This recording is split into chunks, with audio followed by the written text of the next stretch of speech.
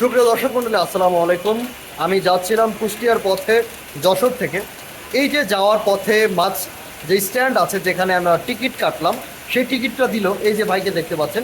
এই ভাই আমাদের টিকিটটা দিল বিআরটিসি বাসের। সেই ভাই দেখি আবার আরও একজন লোকের বাইক ঠিক করে দিচ্ছে, হুন্ডাটাকে ঠিক করে দিচ্ছে। আমরা বাংলা ভাষাটাকে হুন্ডা বলে থাকি। এখন ভাইকে আমি ভাইয়ের কাছে আমি শুনতে চাই, ভাই আপনি তো একটা কাজের ভিতরে আসেনি, আবার আরেকটা কাজের ভিতরে নিজেকে কেন জড়িয়েছেন? এটার কারণটা কি? কারণটা হচ্ছে ভাই, বর্তমান পরিস্থিতির সময় যে দাম বৃদ্ধি থেকে আমাদের সংসার চালানোটা বিশাল চাপ। আমরা করি কত, আমরা দিন আনি দিন খাই। এটা হচ্ছে বর্তমান বাজারে গেলে 1 কেজি মাছ কিনলে 1 কেজি চাল কিনা টাকা হয়। অতএব আমরা যদি প্রযুক্তি ঠিক না রাখি, হাতের কর্মসূচি না রাখি, তবে আমাদের কাছে চলাফেরাটা আমাদের তারা খুবই চাপ। যত আমাদের বাপ মা আমাদের প্রযুক্তি রাখার মতো পরিস্থিতি অবশ্য তাদের ছিল না, তারপরেও রাখি। যার জন্য আমরা ছোটবেলাতে কর্ম শিখছি, গাড়ি ঘোড়ার পিছনে দৌড়দৌড়ি করছি। আজকে দুটো ডাইল ভাতের পয়সা দোকান করে খাই দিতাম। যদি আজকে তাও না শিখতাম তবে আজকে টাকা ভিত্তি করে খাওয়া তাতে বড় কিছু ছিল না।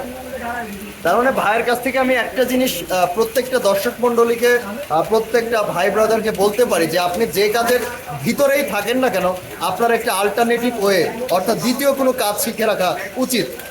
এই যেমন ধরেন যে ভাই এখানে টিকিট কাউন্টারে কাজ করে, পাশাপাশি এখানে 2-3টা যদি বাইক কিনে থাকতে পারে, ওখান থেকে কিছু আয় আসে।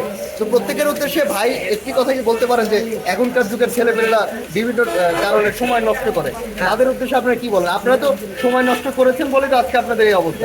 তাদের উদ্দেশ্যে আপনি কি বলতে চান? আমি বলতে আর কি যাবো, এখন যে সময় নিমিত্ত সময়টা নষ্ট করবে তার ক্ষতিটা সে দেখে নেওয়া, এটা তো আমাদের ক্ষতি সে দেখে নেওয়া।